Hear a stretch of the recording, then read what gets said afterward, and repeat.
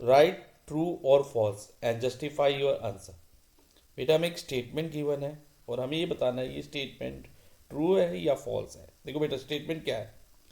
A right circular cylinder है एक, right circular cylinder ये फिगर में दिया हुआ है बेटा। It just encloses a sphere, just encloses a sphere of radius are.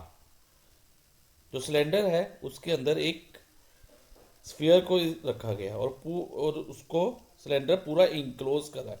Enclose करने का मतलब है बेटा जो उसकी सरफेसेस है ना सिलेंडर की, वो स्फीयर को टच कर रही है एट ईच पॉइंट। जैसे इधर ये सरफेस, ये वाली सरफेस यहाँ टच कर रही है, नीचे वाली सरफेस यहाँ और ये वाली सरफेस यहाँ टच कर रही है।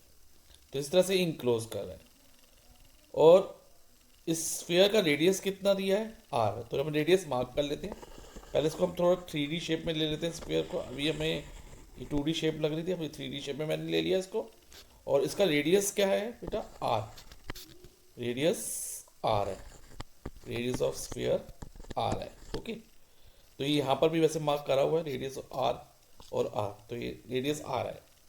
और हमसे पूछा गया है कि the surface area of sphere is equal to curve surface area of cylinder, कि ये स्टेटमेंट ट्रू है या फॉल्स है। यानी कि हमें ये आइडेंटिफाई करना है कि जो सरफेस एरिया ऑफ स्फीयर जो है curve surface area of cylinder के इक्वल है या नहीं है, ये हमें देखना है। ओके बेटा, सो अब इस क्वेश्चन को हम करते हैं। अब इस स्फीयर का रेडियस तो हमें आर दिया है, तो अब इस सिलेंडर का रेडियस क्या रहेगा बेटा। जो ये सिलेंडर स्फीयर को इंक्लोज कर रहा है उसका रेडियस क्या होगा। तो आप ध्यान से देखो बेटा, तो यहाँ ये इसकी सिलेंडर की हाइट होगी, तो ये मैंने भी ड्रॉ करी। और रेडियस कहाँ से कहाँ तक होगा सिलेंडर का, यहाँ से लेके यहाँ तक ये रेडियस हो जाएगा, ये वाला पोर्शन। तो ये कितना रहेगा बेटा, ये रेडियस ऑफ स्फीयर के इक्वल ही होगा। देखो बेटा ये रेडियस ऑफ स्फीयर भी यहाँ से यहाँ तक है, और सो सिलेंडर का रेडियस भी यही रहेगा। ओके, तो पहले हम लिख लेते हैं इतना। तो हम लिखेंगे radius of cylinder, radius of cylinder is equal to radius of sphere, radius of sphere. और दोनों के रेडियस क्या हो गए बेटा आर हो गए। अब बेटा इसकी हाइट क्या रहेगी सिलेंडर की, ध्यान से समझना। जैसे स्फीयर का ये रेडियस है ना, ये रेडियस है, तो ये भी स्फीयर का रेडियस है। अगर मैं यहाँ ओ पॉइंट मार्क कर लूँ ना और यहाँ पी, तो ओ पी भी रेडियस रहेगा। ऐसे ही अगर मैं क्यू मार्क कर लेता हूँ तो ओ क्यू भी रेडियस है। अगर इस साइड भी हम ले तो ये भी रेडियस है।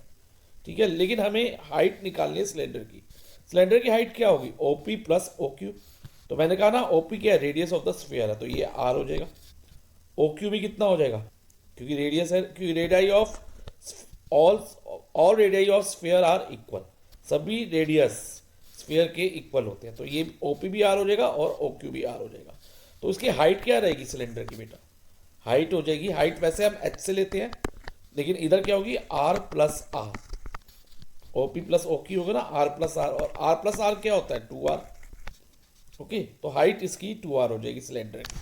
तो ये भी हम लिख लेते हैं, height of the cylinder is equal to 2r। Okay, अब हमें पहले निकालना है सरफेस एरिया ऑफ स्फीयर, निकालेंगे।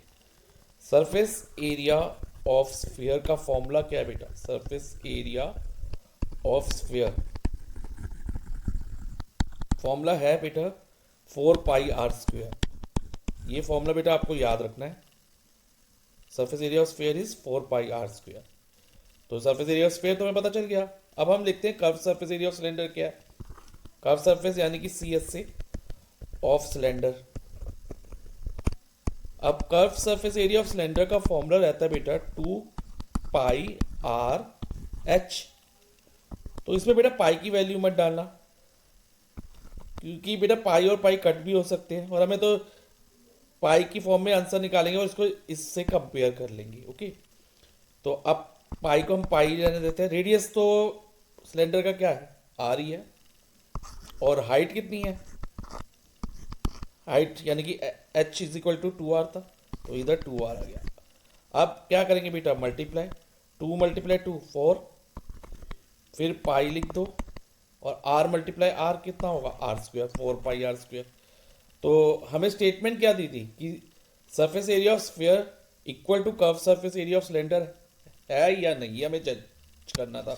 तो यस, इसमें तो बेटा surface area of sphere is equal to C S A of cylinder आ रहा है, और क्योंकि दोनों ही 4 पाई आर स्क्वायर है, C S A of cylinder which is equal to 2 नहीं 4 पाई आर स्क्वायर। तो हमारी स्टेटमेंट क्या होगी बेटा, ट्रू हो गई। So we will write given statement is true. Okay, given statement true हो गई और हमने जस्टिफाई भी कर दिया कि कैसे ट्रू है।